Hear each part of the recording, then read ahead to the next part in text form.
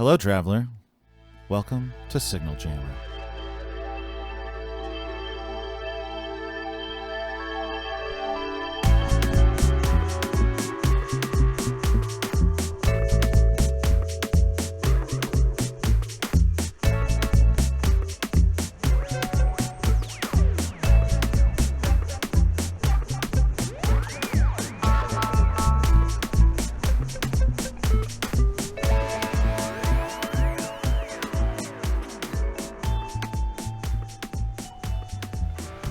Hello, and welcome to the inaugural episode of Signal Jammer.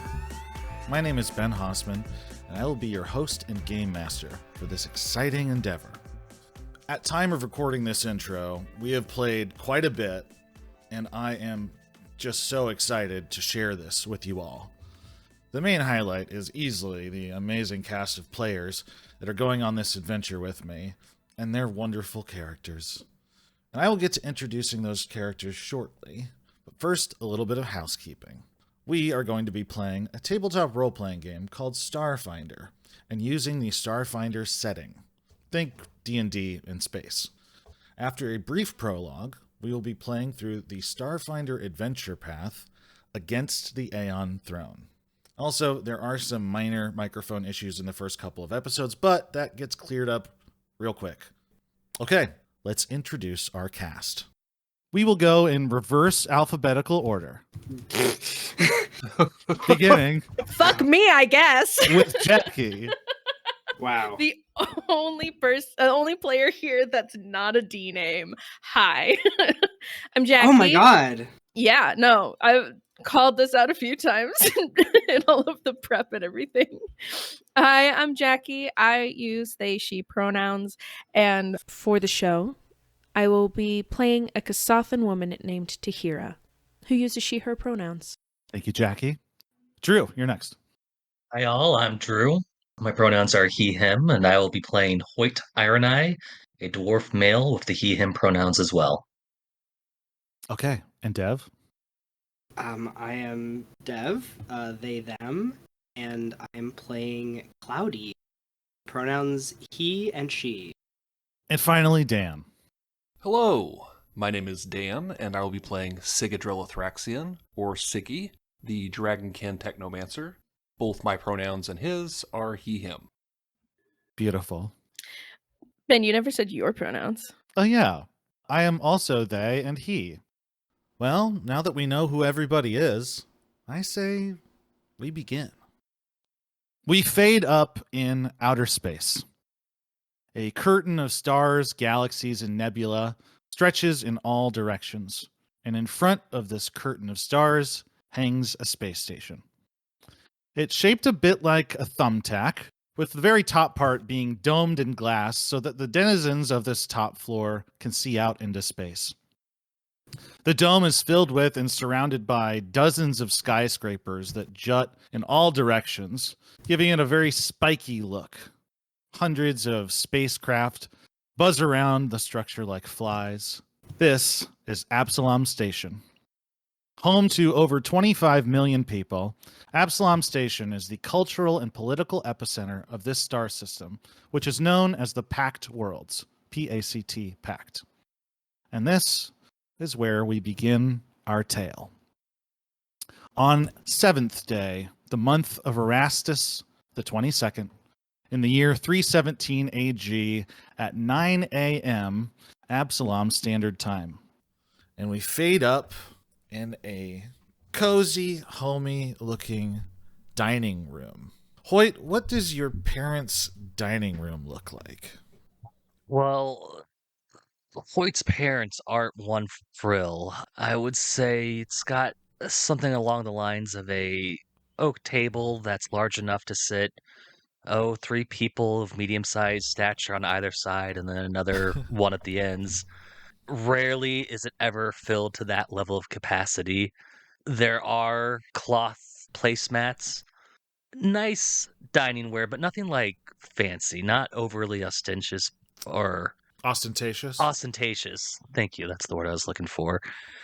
There are quite a few photographs along the walls of various family photos, primarily on trips to other worlds to go fishing. That is Okay. Lloyd's favorite activity. So Hoyt and Martha are, of course, dragged along into his passions in a way.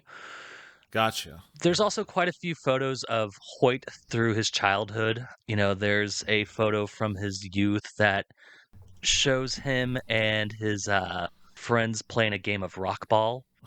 Okay. What does that look like in a picture? Well, in this, it's just like the team members all together, but they're muddy. Hoyt has a busted lip. It was very much a very aggressive game, but nonetheless a game played with friends. It's Hoyt, another dwarf, and then like a handful of human children. Okay, gotcha. Sitting at the table, we see 3 dwarves. A middle-aged woman wearing a comfortable house dress with long curling copper hair and a beard to match. A man of middle age wearing a sweatsuit with an Absalom Station Security logo across the chest. Buzzed hair and a big bushy brown beard. And then a younger man named Hoyt Ironeye. What does Hoyt look like today in his adulthood? Hoyt is just under 4 feet tall. He's 3'10". He is a little bit more of an agile dwarf. Not very bulky, but a little bit thinner. He seems to be a little bit more flexible. Hoyt currently is completely bald by choice, as well as no beard. He has a chevron mustache that is rather bushy, but neat. I say bushy. It's very robust, but neatly trimmed. Hmm. And Hoyt's left eye is a cybernetic eye, standard issue military. He lost it in his service with the military. He is currently wearing a navy blue sweater and black jeans, and he looks a little anxious but excited to be with his family. Nice. And yeah, the woman, Martha, speaks up and she says, "Well, dig in, Hoyt. I made your favorite boiled cabbage and wallop head shoulder, and I made plenty." Oh, Ma, I really do appreciate it. I hadn't had anything like this in some time. I mean, I've missed your cooking. I mean, we live on the same station. It's you just need to come over more. Yeah, I'm still getting used to civilian life. Though I did shake it up a little bit, and Hoyt nervously like looks down at his plate and begins to kind of move his food around with his fork, and then he looks up to his father and goes, I quit the mechanic shop, and I'm in talks with joining the stewards." He looks up from his food, and a big grin comes across his face. And he goes, "Well, well, well. Y'all done wasting your time repairing them land speeders. Put that military brain of yours to good use again. That's very good. I'm very glad to hear that. Now, the stewards, that's a tough gig to get. You got someone inside?" Uh, I mean, kind of, but not really. I mean, I don't know. I don't want to put too many eggs in one basket. Don't want to get my hopes up, but I I may have a foot in the door, if you will. Well, that is delightful news. Absolutely. Oh, do keep me posted on how that goes. Yeah, of course, of course. Martha puts a hand on Lloyd's arm and says, "Well, what's important is that he's happy and independent. That's what matters, really." And Lloyd kind of rolls his eyes. And then Martha goes, "By the way, didn't you mention you had some kind of exciting plans after dinner tonight?" Well, I mean, exciting. I mean, you did pass along a number for, I don't know, you said your friend from work, her daughter? "That's right, Anna, yes." I mean, we'll see. We're just gonna go and have a drink, but we'll see how it goes. I don't know. "Oh, That's good. I'm glad you're following up on that. Her mother, Ruth Ann, is a great woman, and I've seen pictures, and she's real pretty. So I think you'll have a nice time. Suddenly, your phone starts to buzz. Oh, shoot. And I go and look to see who's calling. Yeah, the caller ID says Abadar Corp. Oh, I, I apologize, Mom. I do need to take this. He steps away from the table and goes into like the adjoining living room. And Gotcha. hello. Hello, am I speaking to Hoyt Iron Eye? This is he. I am Ingvi Sassamon, lower priest of the Abadar Corporation's Near Space Development Division, calling on behalf of our organization and an acquaintance of yours named Sedona. I assume you know Sedona? Of course. Sedona is on a mission for Abadar Corp and has requested aid, specifically from you. She believes this will be a good opportunity for you to get some more field experience for the purpose of getting you future work as an Abadar Corp contractor, as well as possibly furthering your effort to become a member of the stewards. Oh, absolutely. I'd be honored. Well, great. Time is of the essence here, so I will cut to the chase. You need to put together a small team, 1 to 3 people plus yourself. It is a job that will take you to very near space, about a day via drift travel. Pay will be 500 credits per person, as well as other bonus perks that will be described at our meeting at 1 p.m. today. I know time is short, but can you do this? Absolutely. I should be able to get a small team together by 1. Perfect. Great. Wonderful. Okay, please meet me at Abadar Corp Tower, floor 516, Suite 221B. Don't be late. Oh, and Hoyt, pack warm and be ready to fly out today. Yes, sir. I'll hang up the phone and walk back into the dining room and go, Ma, Pa, do apologize. I appreciate you making the spread for me, but, well, that business opportunity I was talking about seems like I just got another test, if you will, but I'm going to be off station, uh, well, soon, if not yet today. I need to go. I need to go assemble a team. I apologize, but I'm going to have to reschedule that date. Oh, well, I'm sure that's fine. You're busy adults and, it's the modern world. You see people when you see people and all that. I'm sure it won't be a big deal. Let me pack up some of this. I was going to ask. I didn't you. want to be rude, but I greatly appreciate. Yeah, this breakfast ain't gonna eat itself, and Lord knows that Lloyd doesn't need to be eating all this wallop head shoulder.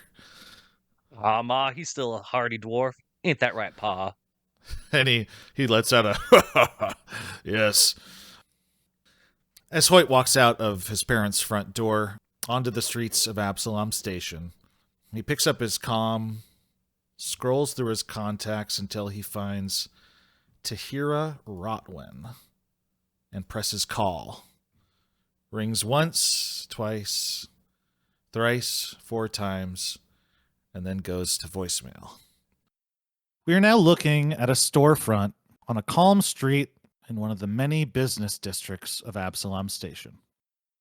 The sign above the door reads Wildflowers, and as the name suggests, the windows are filled with a rainbow of flowers in different shapes and sizes.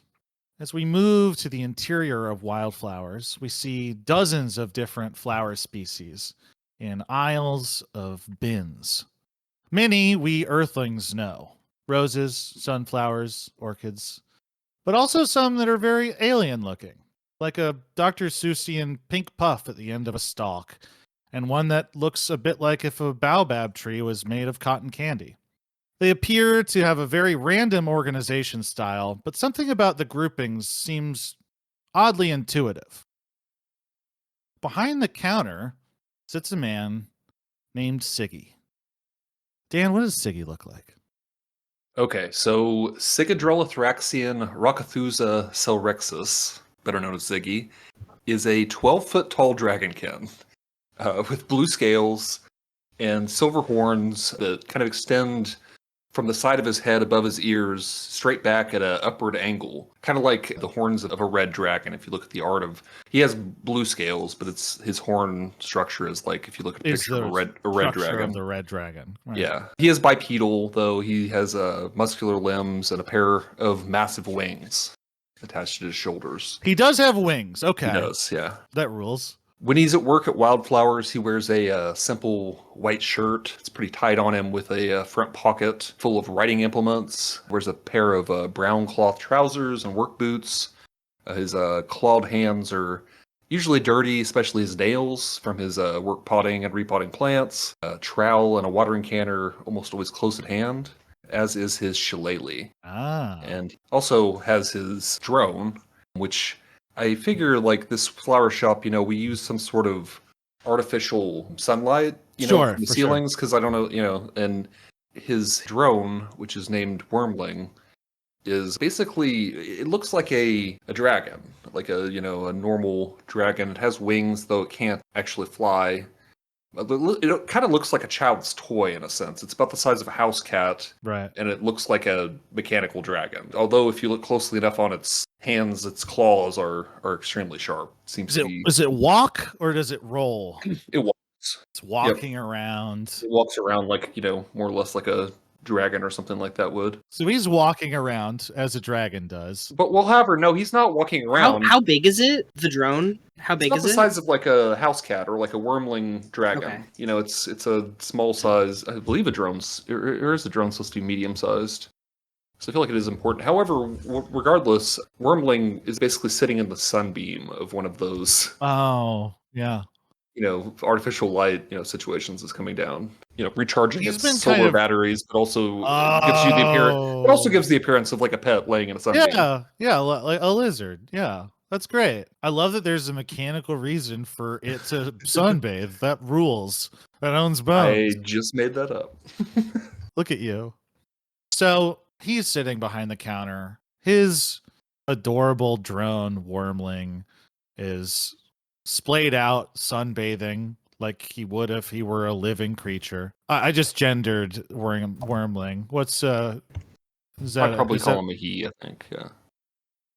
So the doorbell rings, the door slides open, and 5 figures enter. They are rat folk, or Isoki, as they're referred to in this setting. 4 of them are wearing matching leather jackets with a red droplet insignia on their left shoulder, and one wears a black suit with a red tie. He clears his throat and says, "We're here to talk to the owner." Well, I'm the owner of this establishment. What can I do for you? This place isn't owned by Wendell Ilvaria anymore. Ziggy does have also small spectacles. I don't think I added that to his description, but he takes those off as these guys come in. Not for some time. I purchased it from him. Well, I don't know if Wendell told you, but your store is on Red Remnant turf. So if you want to do business here, you have to pay up. Did he tell you about our arrangement? Red Remnant turf. Is that? That's right. I don't know if we've got any of that in stock. I can look in the back. You are trying to be funny. You're wanting to lay turf at your home? Red Remnant. I've never heard of that, but we could get you some bluegrass or purple grass. He shakes his head. Your wit will be your undoing. Do you understand what I'm telling you? By the way, I should say too, I think that at this point, Ziggy's like sitting behind, like there's probably kind of lowered area behind the desk or whatever, Yeah. so that if he does need to stand up, he's still like at like face height from people and also can fit into the area behind the counter. But right now he's sitting down, Right. so all they can see is his head poking above the counter. So he stands up. He is 12 feet He's tall. 12 feet tall. And he is towering over these 3.5 foot tall rat folk. Yeah. And it 12 foot tall probably weighs like I'd guess like 700 or 800 pounds. I mean, yeah. So the leader doesn't appear shaken, but the toughs certainly do. They're like kind of looking at each other like, Oh, fuck. What is this? And the leader pipes up and he says, well, you can stand all you want, but you don't intimidate me. You owe me 2,000 credits, and it's every 6 months is the rotation. Seeing as you're new here, I'll extend you the courtesy of waiving the late payment fee. However, the payment is due today. Now, if you will. 1,000 credits, you say? I don't think I'm going to be able to pay you that. Well, that's... Nor do I really wish to pay you that. In fact, I'll make you a deal myself, which is you leave now and never come here again, and we have no further problems. He kind of gives a knowing nod. He says, I see. The hard way it is, then.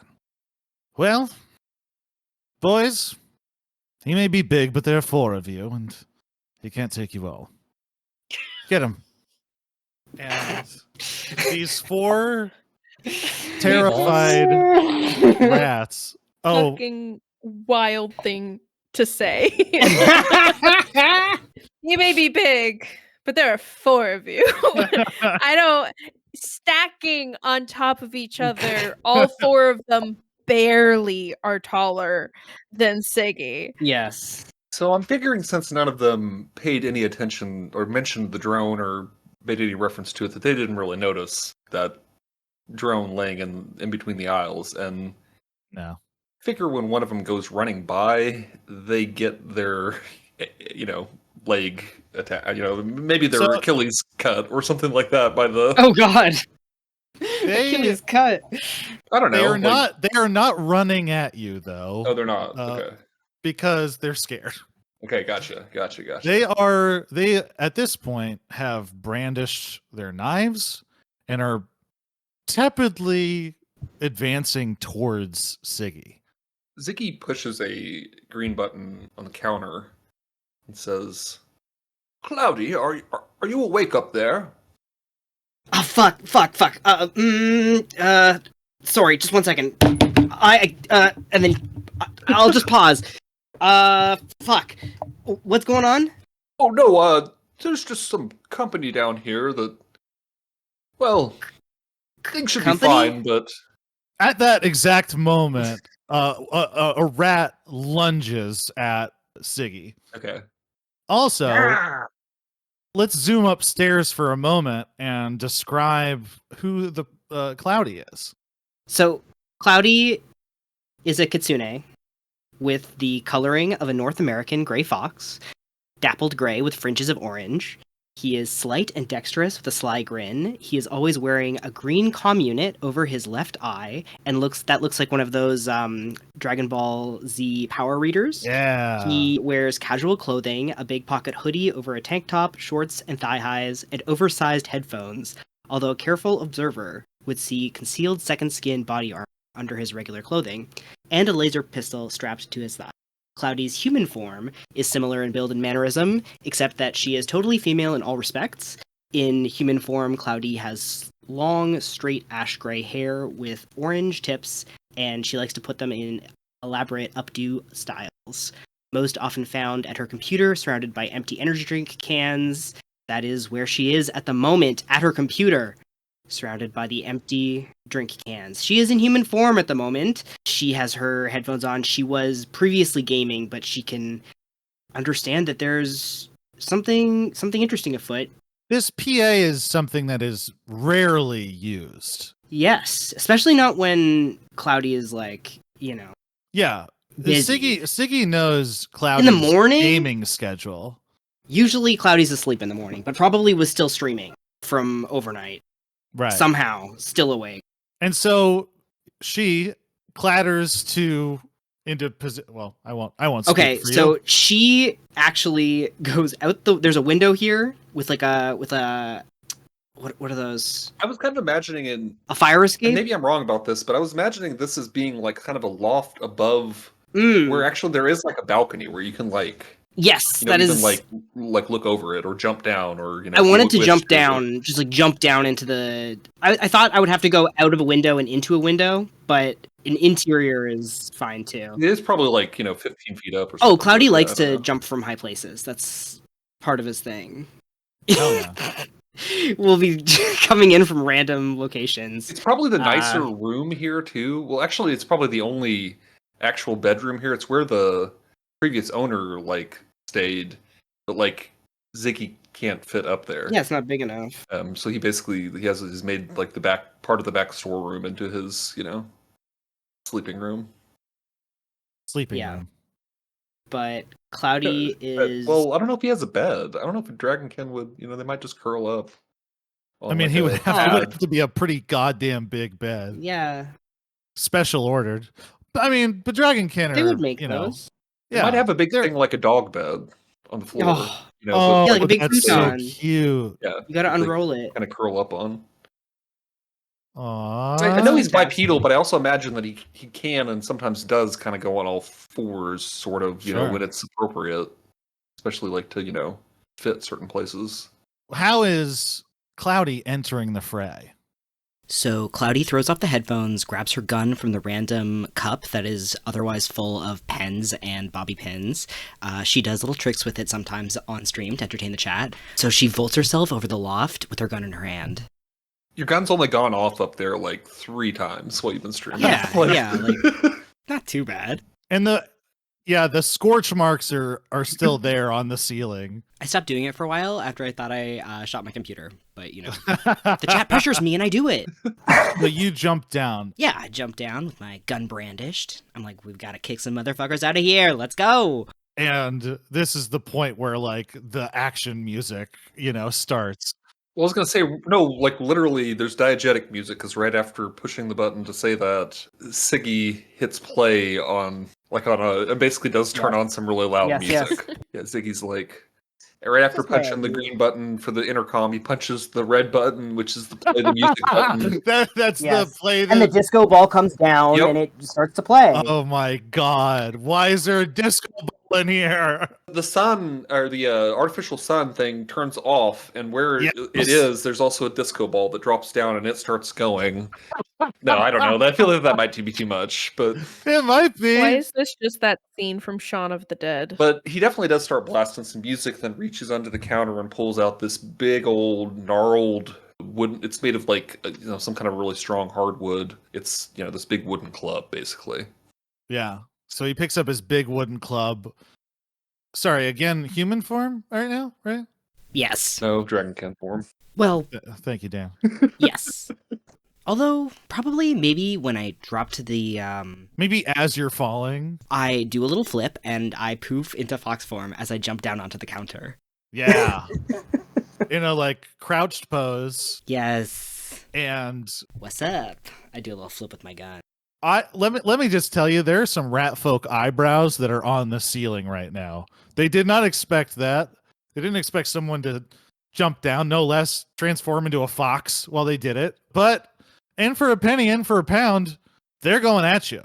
One goes straight for Sigi with a knife. He's lunging towards your face, basically.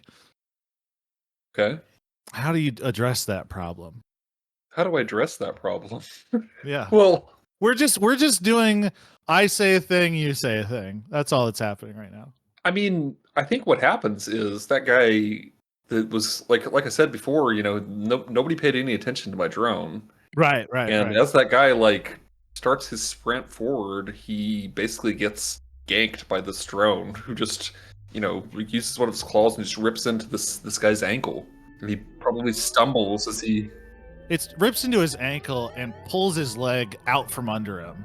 And he falls and slams his face on the counter. Probably the drone uses it, basically moves up and uses its other claw attack and just, So Wormling is going to town on this guy.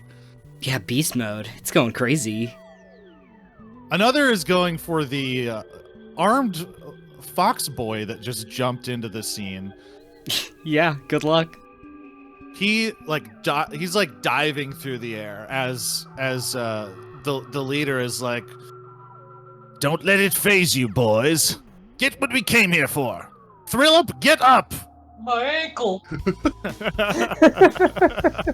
Sigi is just kind of almost casually walking around the end of the counter, kind of hunched a little bit, as he always has to do in the shop until he gets into the main area and then stands up fully tall and Yeah. basically just brandishing his shillelagh. He is really towering over the rest, and he's got a huge club.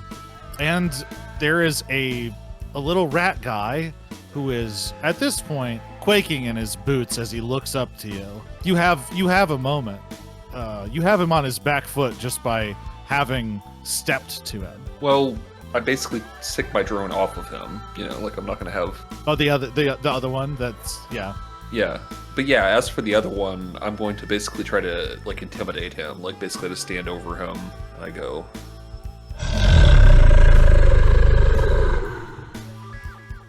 Yeah, I mean, that's very effective. He drops his knife and starts running in the other direction. As that happens, the doorbell goes off again, and the door opens. And standing in the doorway is who? He's the only person that's not really had a moment on the proverbial screen. Metaphorical screen? One of those two words. Yeah, Tahira was just starting her morning off with a visit to one of her favorite shops, and was a little concerned when she saw that it seemed to be darker on the inside than it usually is, though there was some light and a good bit of movement. Music is blasting. The open sign was on, so she came in and... Yeah. And there is a rat person racing towards her with the scramble of somebody who has seen death and does not want to meet them today. Oh yeah, what does Tahira look like? Yeah, Tahira is a Kasatha woman, so, from like standard starting spread of available alien races. Or what's the term for this game system? I hate using the word race when describing Species. different... Is the way to go. Thank you, species. Tahira is a Kasatha woman. The species is probably from your standard starting set, nothing too exotic or out there feeling.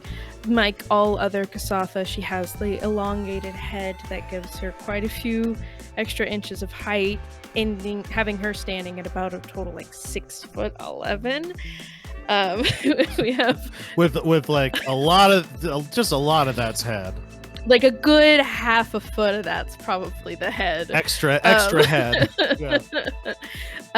Her skin is a pale blue, almost powdery in color, where the edges of it seem to almost be purple. Not in that you're looking at a surface and there seems to be lighter color at the surface, but going along the hands towards the ends of the fingertips, it tends to be tinged with purple. That longer head towards the top has some purple coloration and everything. Her eyes are completely dark, like sclera and all. There's not really a visible iris and pupil, and the lower half of her face is covered in the standard way that the Kasatha people do, where it's almost like a metal plate that crosses over the slight nasal ridge, and that rest of her face is completely covered by, it almost looks like an aged cloth wrap that is held in place and supported with some wire frames beneath the structure. So it moves with her face and it breathes really well, but it's not pressed against the skin to the point where you can see what may lay underneath. Her clothes are relatively casual. I think she's wearing the equivalent of a Letterman or a varsity jacket, where it's got that Ooh. two-toned coloration between the sleeves and the body of the jacket. And the collar of it's, I think, a little longer than normal, but it looks fine on her because she also has a really long neck. And I think in one of her forearms, she's holding some reusable bags. Another arm, I think, has a terracotta pot or something. It has a horrendously very, very, very, very, very dead plant that if Sigi had a second to look over and register, would recognize it as the plant that she had gotten just last week. And she's taking through the in fray, he probably does look over and note that as a rat is starting to stab him in the face. Yeah, and just taking in the chaos of everything. I think her eyes kind of move through the room, quickly spotting Siggy with him standing at his full height, which is not something he usually does without very good reason in his shop, especially. And then eyes dashing over to Cloud, who is on a countertop brandishing guns. Yeah. True. And there is a rat, a young rat boy. He is running towards the door next to where you are. It's a quick math in Tahira's head to recognize that these people had intruded and Siggy and Cloudy are just, protecting their home turf, for lack of a better phrase. And as she is not necessarily a wide individual, she's much taller than she is, wide, slim in build. She doesn't take up the whole door frame. And this shorter rat person running towards her, her free lower arm just like extends at the last possible second, and the man clotheslines himself on it. And she's still kind of just a little bit in shock, but choosing to stand by the door to ensure that nobody is able to leave until Siggy says so. He lets out a real squeak, a real injured squeak, and hits his head on the ground and lays unconscious. The automatic sliding door keeps trying to slide as he lays there. Yeah, we cut back to the action that's happening. Sigi, there are still three people up, two thugs plus the leader. The leader appears to be reaching for a gun himself. You hear him say, "All right, saw this," and he starts pulling out a gun. Right, Cloudy, it's time. All right, so Cloudy just kind of uses Siggy's frame for cover, runs up behind him and over his shoulder, throws an arm around him, and shoots this guy in his hand, and again on his tail, to try to dissuade him. Hell yeah. And you shoot the gun right out of his hand. It flies, clatters to the ground. You shot his tail as well, you said? Yeah. Yeah, he lets out a shriek. And I think that he is beginning to see the tide of battle is not going the way that he thought, because there are now 3 aggressors. And aggressors? Yeah, I think that he's... Yeah. Yeah. We're the aggressors? Let me Speak for rephrase. yourself. There are 3 defenders. Combatants. Well, 3 combatants is yeah. the best way to say it. Did say 4 of them could take on 1 Siggy, which was a questionable decision That was anyway. already gonna be untrue. Patently Yeah. untrue. Patently untrue. He might have taken me. Just imagine Siggy like a fucking dad with Yeah. kids hanging off his arms, just being like, "Oh, you got me."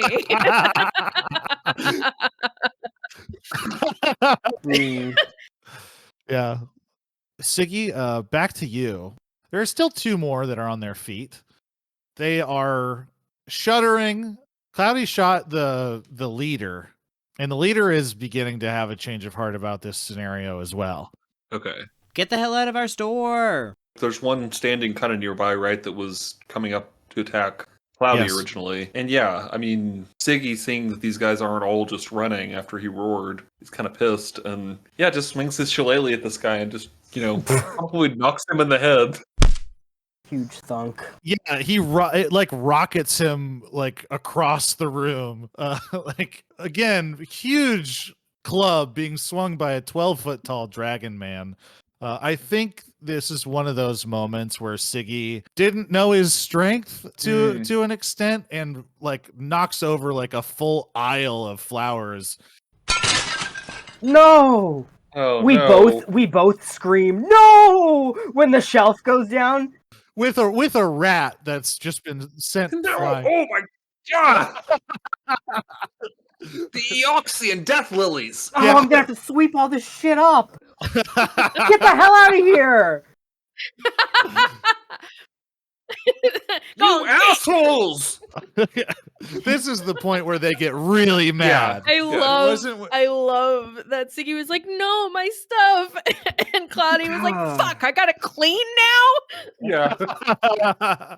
Yeah, I mean, They have different priorities. Yeah. Cloudy does have to do the sweeping. That is part of the division of labor here. It's part of the deal. Yeah. He's lowered to the ground. It's only fair. Probably cheaper to Really. buy a broom for Cloudy than it is to buy a broom for Sigi.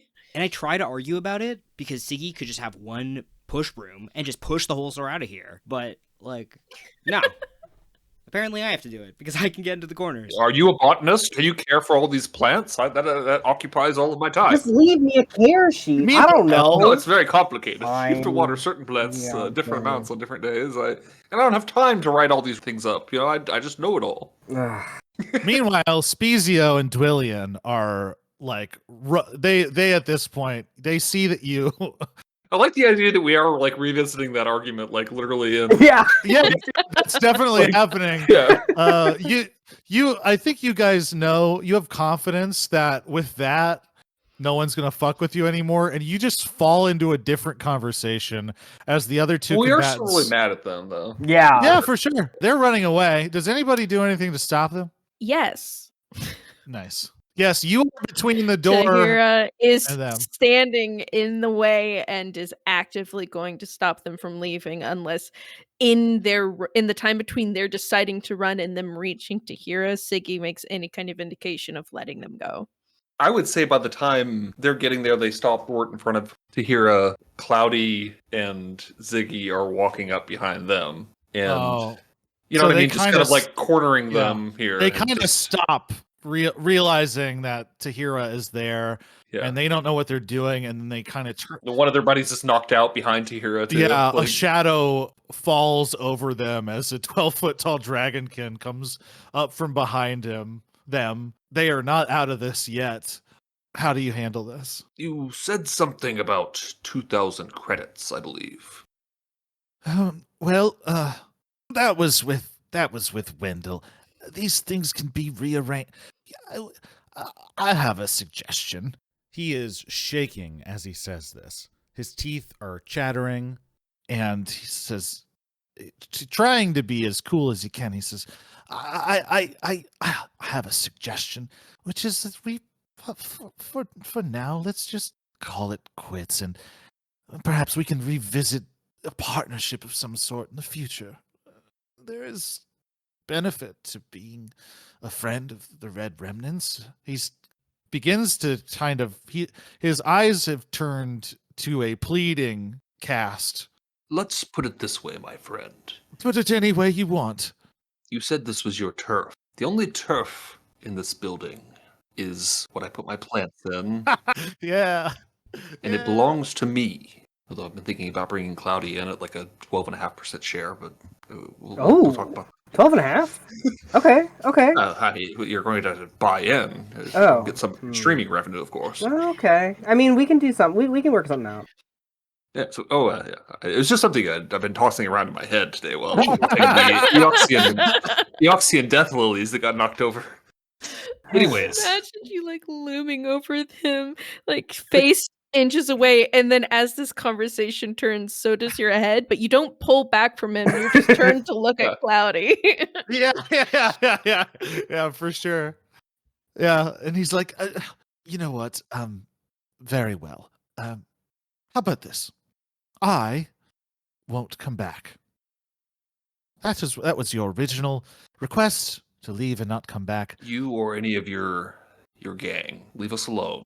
The Red Remnant, you have your turf here, as you so eloquently said, and I have mine elsewhere. And he turns around and starts walking out. I think Tahira is in the way unless Sigi like makes a head motion. Ziggy nods. Okay. Yeah, she just kind of turns. Kind of gives like a dismissive hand gesture to your claw gesture, you know? Like, Yeah. The door opens, and Spezio... wait a minute, take your people with you. Oh, yes, that's right. Dwillian, go get Trillip, and I'll get the other one. Oh, wait, there's 4 of you. Like, they should pay us Yes. for the fucking mess they made. I kick some of the dirt. I considered it, but I believe that man has a torn Achilles tendon, and the other guy's almost certainly got a broken clavicle. Their medical bills will probably far exceed our expenses here. And Spezio and Dwillian clear wildflowers of the unconscious and injured rat folk, leaving a big mess as the song comes to its conclusion. The disco ball recedes into the I don't ceiling. think there's a disco ball. I don't think that's Okay, cut Are that. you sure? I love the disco ball. It just doesn't. I don't know. Like, I don't think we're Fine. quite there, silliness wise. Okay. That might be what the tone of the show is. We'll see. We get don't back have from a this first adventure, ball. and Cloudy's previously ordered disco ball is finally installed. So Yes! next time this happens, it'll be there. That's right. I've been wanting to install a disco ball for a long time. Tahira feels a vibrate and looks down, and it says one missed call from Hoyt Iron Eye. Tahira, I think we owe you some thanks for preventing some of the riffraff from getting out before we could properly give them the what's what. You can't see Tahira's mouth because of the aforementioned like face covering, but you can see the smile in the way that her eyes crinkle. And she says, "It really wasn't a whole lot that I offered in the moment. I just, let them run into my arm." Sigi goes over to one of the nearby stalls and looks around and chooses a red columbine flower in a blue pot. He goes to Tahira and says, "Take this as a gift. Put it in your home. I know you like this flower." She gingerly takes it. I think it is with a certain degree of reverence because truly her favorite flower. And she like cradles it against her chest. Her hands are now all full. The fourth holding the phone comms unit, whatever we're going to call it in this, and says, "I do think I need to make a call real quick. You can put it I will down. be- Here, let me take it. I will be right back." In fact, I'll take it and make sure that it's watered properly and everything. There's you don't. weird, He's like, you don't set it down. I'll take it and set it down. You might not set there's it down. a weird reluctance Right. to pass it back to you, but it is done without protestation. Maybe you leave it here. I think In my care. there was probably like a quick look over to the other terracotta pot that she is already holding with the very, very dead plant. Like it's that kind of comically dead thing where it's just sadly draped over the side in such a dark green it almost looks black. Well, and Ziggy's the sort of plant shop owner, or flower shop owner that, sometimes if somebody comes in and is buying a plant, he'll be like, are you have you owned other plant? Like it's like a dog shelter where they're like he's vetting people. That's so awesome. He's like, I don't know if I Won't sell you an orchid unless you prove that you can Yeah. care for other plants. Yeah. use your Tahira plants. knows better than to try for an orchid. Like she Yeah. chins to Yeah, go for hardy for sure. plants, but like even the one that she brought back was supposed to be hardy enough to be able to survive, and it still just Like a didn't fern hold on. It just something. something just went wrong. It was a peace lily, which are indestructible. But yeah, she would step outside and give Hoyt a call back. Yeah. Drew, are you there? Hang on, I'm waiting. Yeah, he doesn't want to like answer immediately. That's just not kidding. cool. Is Hoyt's the kind of petty that's just like, oh, she let me ring through, so I'm just gonna let Yeah. her ring through. Yeah, he's looking for his phone. Uh-huh. On the fourth ring, Hoyt answers, Tahira. Hoyt, I'm so sorry I missed your call earlier. I figured I would just give you a quick call back. You don't normally call in the morning or ever. Well, yes, you're right. I normally don't call. I tend to text, but this felt like a conversation. I don't know if you recall when I was talking about possibly joining the stewards, and well, long story short, I've got kind of a like a test mission, I guess. They want to see me do some field work and do a bit of an evaluation, but I need to assemble a crew, and I was trying to think of someone that could, well, watch my back. And honestly, you're the only one that I really trust. But I still need a pilot, and it wouldn't be bad to have some extra muscle. I didn't know if you had any, if you had any ideas, any leads, any other vets that might be of use for this.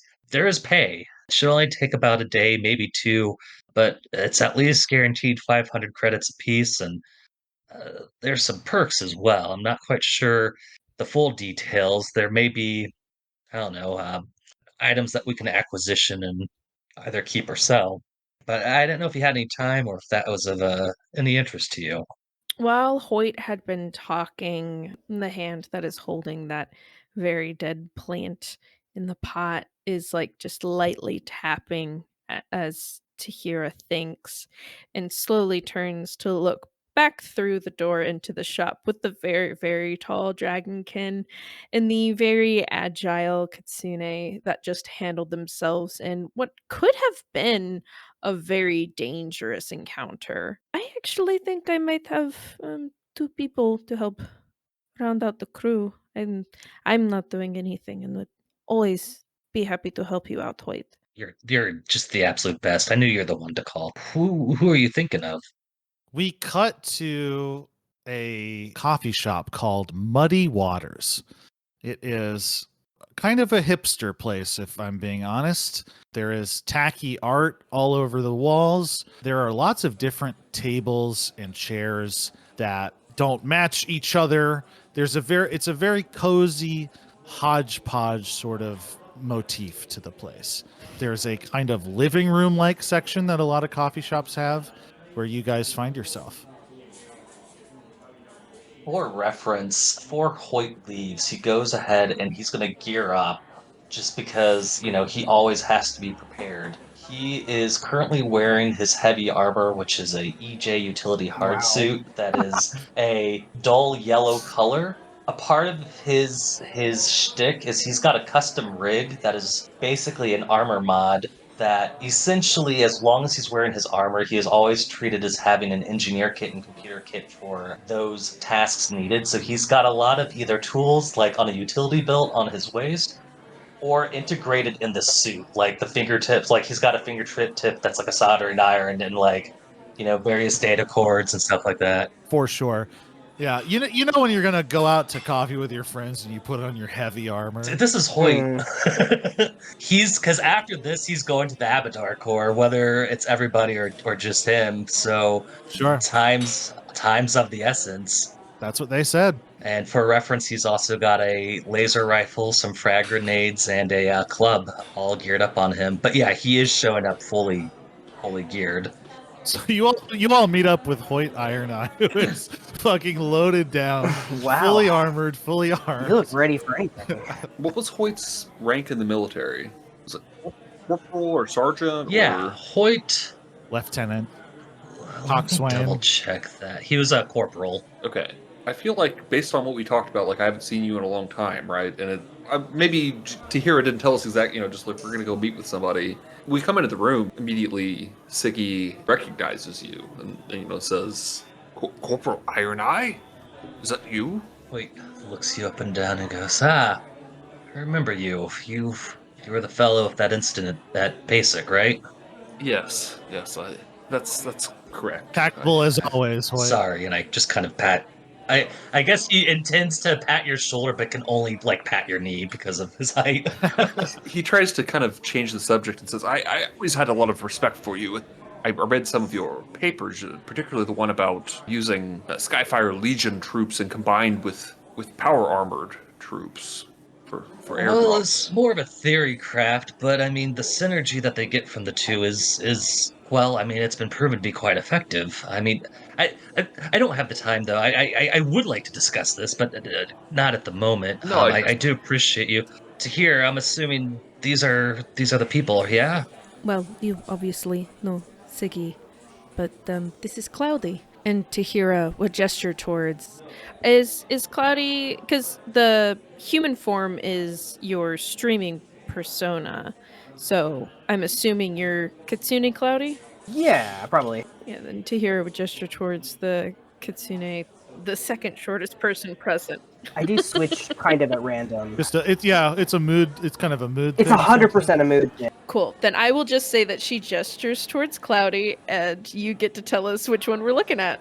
And anytime it happens, anytime. Yes. Cloudy is in work mode right now. Sometimes doesn't want to deal with putting her hair up and all that stuff, so is probably in fox mode. So she just becomes a fox, so she doesn't have to deal with her hair. Yeah. Honestly, yeah. Understood. I mean, easier solution, just shave your my head. hair's a fucking disaster. No, but she likes to do her hair. That's part of it. Have wigs. I'm a solutions-based person. But obviously. she can also just be a fox. You're you right. can literally shapeshift, so why even worry about it? Yeah. Good point.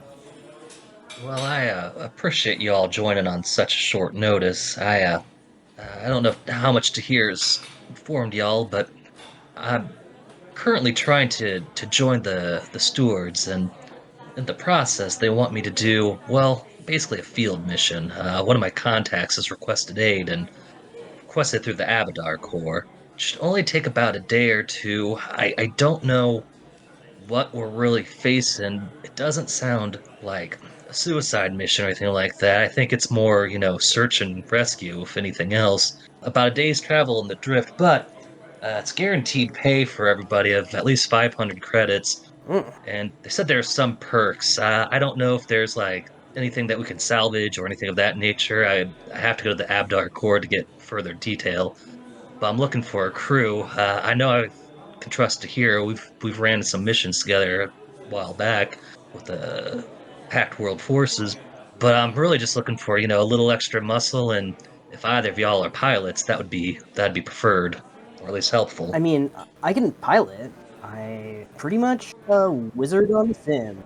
Cloudy, you can pilot in a video game. Yeah, and you can pretty much add this extra software to any piloting system that helps it kind of work like The Sims.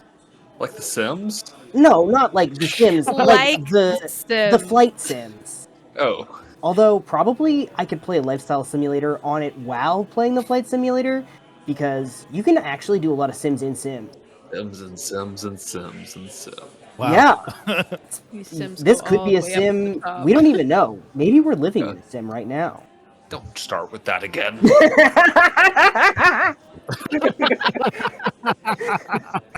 It's just not a useful intellectual exercise. Yeah, whatever. I'm hearing something though. Can you talk a little bit more? There's something that's Cloudy is rubbing his head. His ears are back. Something. Your voice reminds me of something. Talk some more. Slippery snakes sneak skates. Slippery snake. Are you? You fucking magnificent bastard. You can't take an off camera, off mic bit and make it legitimate without any context. It's so fucking. No, he absolutely can. Are you Iron Vugbug? Hoyt's eyes go wide, and he cracks the biggest grin and goes, "Hot damn! If it's not Muddy 42,069." Oh my God, Vugbug! Wow, Muddy! And I just go up and I hug you. Oh my God! Hug you. I mean, you're a good friend. That's amazing. I genuinely forgot about this beat. Vug! Oh my God! I didn't know that you lived in Absalon Station. Yeah, no, I didn't know you did either. I mean, I guess we should have shared more personal information, but I mean, that game, am I right? Yeah, no, it's all just about the mining. We just had to, think about what we're doing with the mining and the beeples, but yeah. Oh, damn. damn. Yeah, I mean, I could honestly, and this is literally, this is not metaphorically, literally, I could talk for days about this. I wish I had the time. Maybe on the ship. If all things go according to plan. Yeah, we can play it again. Oh my God, play! I didn't even think about playing it. Oh shit, yes. What a way to pass the time. I think he turns to Tahira and is like, "What's going on here?" You are asking the wrong person. No, we used to play a game together. Yeah, I mean, you mine and you collect different jewels, and there's kind of different stages, but I mean, it's really just mining. Yeah. It's a lot of mining. You can refine the jewels into different types of, pluses and minuses, and when you equip them, it'll give you different pluses and minuses. Yup, that's very true. Mhm. Very, very true. Tahira is nodding in the way that is very clearly like somebody who's present in the conversation because it's important and exciting to the person talking, but truly does not understand what is being said. It's just kind of like that, yeah, totally vibe. Who had the Cafe Absalamicano? That was me. That was Was it- thank you. Here you go. Still fully armored. Yeah. I bet it makes a noise when he like reaches up to grab the chair's coffee. definitely buckling with me right now. The chair's buckling with you. Where is Sigi sitting then? Like, I don't think that's a good practice for this. For this coffee. That's a good Yeah, question. Ziggy doesn't usually sit probably in a chair. I feel like Sigi usually just stands like. Oh, This is not a buddy. room that is tall enough to have you stand in it. He probably walks in on all fours and just kind of like almost like curls up near the table. That's adorable.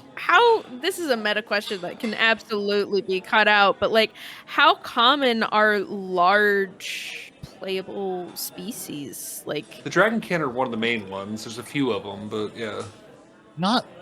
But there aren't a ton of them. Like in comparison to the, medium and small. I would say, Yeah. just off the top of my head, maybe like 5% of Absalom Station is large sentient people. Also, a lot of modern dragon can are smaller. There are medium-sized dragon can. That's like a trade-off thing you can do as character. I mean, Ziggy's not. Although there also are like 20 feet tall dragon can around.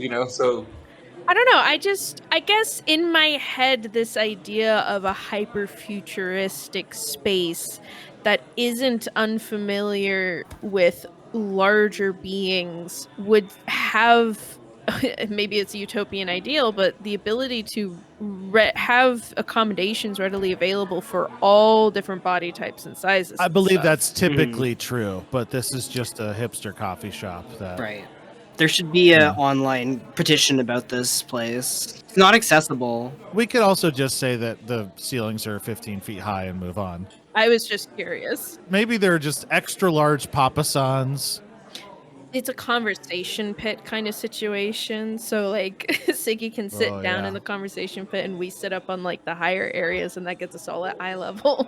It ultimately does not matter. Well, let's make a decision. Is it accommodating to a big or not? Dan, it's up to you. like I said, I'm fine with it just going with it as you kind of read. Okay. It's relatively uncomfortable. He just kind of lays down near the table. It's just not like he has to do in some places. Yeah. Some places are accommodating, but I imagine Siggy in his mind is like, this is going in the Yelp review. mayhaps. So they were having gamer talk, and Tahira was half listening. I got my Cafe Americano or Absalon Station Cano. Absalamicana. Where's my almond flat white? Oh, it's coming right up. Hang on. Here it is. It was just on the counter. He hadn't got to yet. You can only carry one drink at a time. Okay. There are like 30 people in here, and he's like, Yeah. it's just one guy. It's just one guy with a Why are there 30 people at this Smith's shirt on. coffee shop? That's a lot of people. It's 10 Busy in the coffee shop. morning. On a what day is it? Seventh day. 7th day. So actually, that wouldn't be a very poppin' coffee shop. I day, mean, I 'cause feel like it's it'd be Sunday. pretty. Yeah, It's the weekend, so there Yeah. might be a lot of people there. Yeah. definitely a lot of people, but not 30. 30 is a lot for a coffee shop. Sorry, not to. Anyway. Yeah. It is a coffee shop that has about 35 chairs, so it's almost totally full. And this little guy, oh man, this little guy, he's an Isoki too. With a bad ankle. Oh yeah. Working his other job. He went straight from that. The same. He just barely beat you here. Yeah. No, he has the same. He has a streak of white in his hair that Spezio, the leader, also did. I know the give is meant to be like, oh, they're brothers, but my brain is like, oh, they go to the same salon. Yeah, Hey, same listen, you hairdresser. can take that however you'd like. All right, that's how I'm gonna take it. So, I'm sorry to disturb you. Obviously, you know my friend and roommate, Cloudy. But Corporal, what is it exactly that we will be doing? Like, you're talking about some sort of violent mission, like military sort of? Well, that's a fair question. I believe there's the potential for violence. Contact of mine, Sedona, who's trying to help me get into the stewards.